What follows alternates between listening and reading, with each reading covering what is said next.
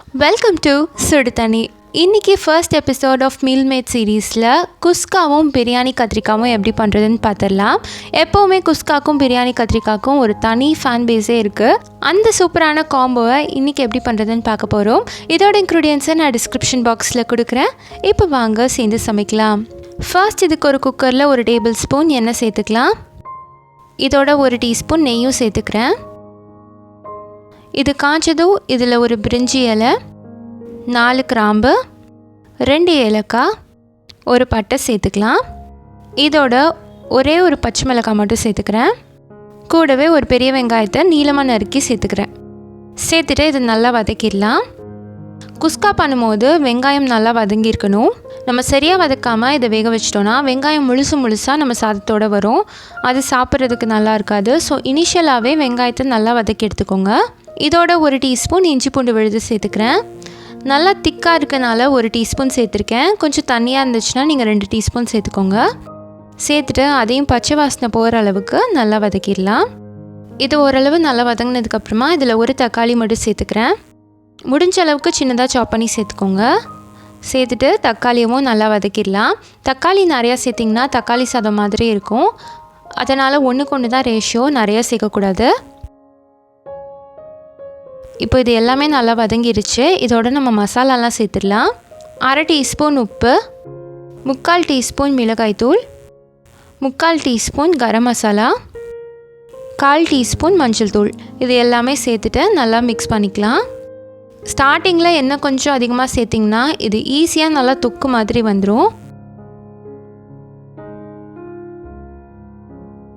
தக்காளியிலேருந்து தண்ணிலாம் நல்லா பிரிஞ்சு வந்ததுக்கப்புறமா இதில் நம்ம 1 டேபிள் ஸ்பூன் தயிர் சேர்த்துக்கலாம். சேர்த்துட்டு நல்லா மிக்ஸ் பண்ணிக்கோங்க. தயிர் சேர்த்ததுக்கப்புறமா இது நல்ல ஒரு கன்சிஸ்டன்சிக்கு வரும். நல்லா தொக்கு மாதிரி வதங்கி வரும். எதுவுமே முழுசாக தெரியாது. இந்த மாதிரி இருக்கணும். இதையுமே ஒரு 2-3 நிமிஷம் லோ ஃப்ளேம்லேயே வச்சு வேக விடுங்க. எண்ணெய்லாம் நல்லா பிரிஞ்சு வந்துடும். அதுக்கப்புறம் இதை ஒரு தடவை நல்லா மிக்ஸ் பண்ணிவிட்டு இதில் நம்ம 1 கப் தண்ணி சேர்த்துக்கலாம். எவ்வளோ ரைஸ் எடுக்கிறீங்களோ அதுக்கு 2 பங்கு தண்ணி சேர்த்துக்கணும். இதில் 1/2 கப் பாஸ்மதி ரைஸை நான் 1/2 மணி நேரம் ஊற வச்சுட்டு நல்லா வாஷ் பண்ணிவிட்டு இதில் சேர்த்துக்கிறேன். சேர்த்துட்டு நல்லா மிக்ஸ் பண்ணிக்கோங்க.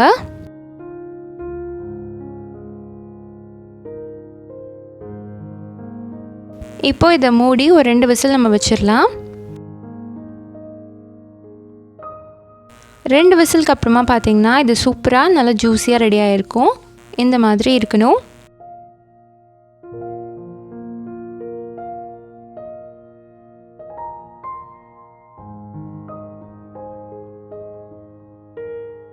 இப்போ இது மேலே கொஞ்சம் கொத்தமல்லி தழை சேர்த்துடலாம்.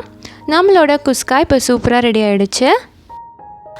அடுத்து நம்ம பிரியாணி கத்திரிக்காய் பண்ணிடலாம். அதுக்கு 3 டீஸ்பூன் எண்ணெய் சேர்த்துக்கிறேன். இதில் 2 டேபிள் ஸ்பூன் கடலை, 1 டீஸ்பூன் எள்ளு, 1 டீஸ்பூன் சீரகம், 1/2 டீஸ்பூன் மிளகு சேர்த்துட்டு நல்லா வறுத்துக்கலாம். இது ஸ்லோ ஃப்ளேம்லேயே வச்சு வறுத்துக்கோங்க. ஏன்னா ரொம்ப கருப்பாயிடக்கூடாது. இது மெதுவாக செவந்து வரும். அந்தளவுக்கு நீங்கள் ரோஸ்ட் பண்ணி எடுத்துக்கணும்.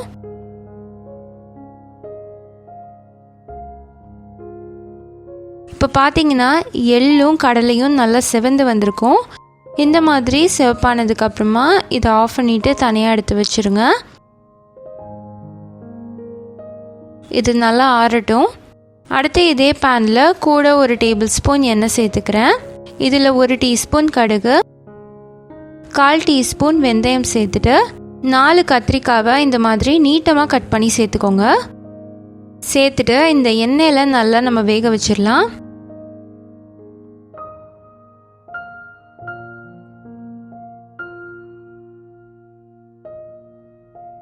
இப்போ பார்த்தீங்கன்னா இந்த கத்திரிக்காய் நல்லா வதங்கி வந்துடுச்சு. இப்போ இதில் 1/4 டீஸ்பூன் மஞ்சள் தூள், 1 டீஸ்பூன் மிளகாய் தூள், 1 டீஸ்பூன் கல்லுப்பு சேர்த்துட்டு நல்லா மிக்ஸ் பண்ணிக்கலாம்.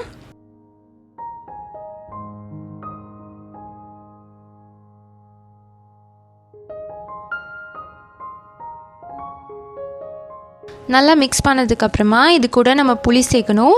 நான் ஒரு எலுமிச்சம்பழம் அளவு புளி எடுத்து நல்லா கரைச்சி வச்சுருக்கேன். அந்த கரைசலை சேர்த்துக்கலாம். சேர்த்துட்டு இதை நல்லா கொதிக்க வைங்க. நல்லா திக்காய் வரும். இதை கைவிடாமல் மிக்ஸ் பண்ணணுன்ட்டு இல்லை, அப்பப்போ நீங்கள் கிண்டி விட்டுக்கலாம். இது ரெடி ஆகிட்டு இருக்கும் போதே நம்ம ஆற வச்சுருக்க அந்த மிக்ஸ் அரைச்சிட்டு வந்துடுவோம். இது நல்லா ஆறிடுச்சு. இது நல்லா தண்ணி சேர்த்து அரைச்சி எடுத்துக்கோங்க. இப்போ இது ரெடியாக இருக்குது. இந்த அரவையை இந்த கத்திரிக்காயோட சேர்த்துக்கலாம். நல்லா மிக்ஸ் பண்ணி விட்டுட்டு சேர்த்துக்கோங்க. கொஞ்சம் தண்ணியாக இருந்தால் கூட பரவாயில்ல, நல்லா வெந்து வரும். கொஞ்ச நேரத்தில் நல்லா திக்காயிடும். நம்ம பீனட் சேர்த்து அரைச்சிருக்கனால அது ரொம்பவே திக்காக இருக்கும். ஸோ நல்லாவே நீங்கள் தண்ணி ஊற்றி அரைச்சிக்கலாம்.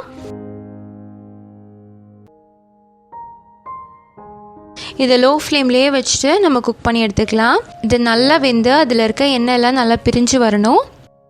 இது இருக்கட்டும். இப்போ பார்த்தீங்கன்னா ஒரு 15-20 மினிட்ஸ்க்கு அப்புறமா எண்ணெய்லாம் நல்லா பிரிஞ்சு வந்திருக்கு. கலரும் நல்லா மாறி இருக்கு. இந்த மாதிரி நல்லா எண்ணெய் பிரிஞ்சு வந்ததுக்கப்புறமா நம்ம இதை எடுத்துடலாம். கத்திரிக்காய் பார்த்திங்கன்னா நல்லா சாஃப்டாக வெந்திருக்கணும். இந்த மாதிரி இருக்கணும். இது சூப்பராக ரெடி ஆகிடுச்சு. இது வெறுமனை சாப்பிடவே அவ்வளோ சூப்பராக இருக்கும். லாஸ்ட்டாக இதில் ஒரு கொத்து கருவேப்பிலை மட்டும் சேர்த்துக்கிறேன். அவ்வளோதான், நம்மளோட பிரியாணி கத்திரிக்காய் இப்போ சூப்பராக ரெடி ஆகிடுச்சு. இதை குஸ்காவோட சேர்த்து சாப்பிட்றதுக்கு சும்மா தேவாமிர்தம் மாதிரி இருக்கும். அவ்வளோ டேஸ்டியான காம்போ. கண்டிப்பாக இந்த காம்போவை மிஸ் பண்ணாமல் நீங்களும் ட்ரை பண்ணி பார்த்துட்டு எப்படி இருந்துச்சுன்னு சொல்லி கமெண்ட்டில் சொல்லுங்கள். இந்த வீடியோ உங்களுக்கு பிடிச்சிருந்தால் லைக் பண்ணுங்கள். சுடு தண்ணி சேனலை சப்ஸ்கிரைப் பண்ணுங்கள். தேங்க்யூ.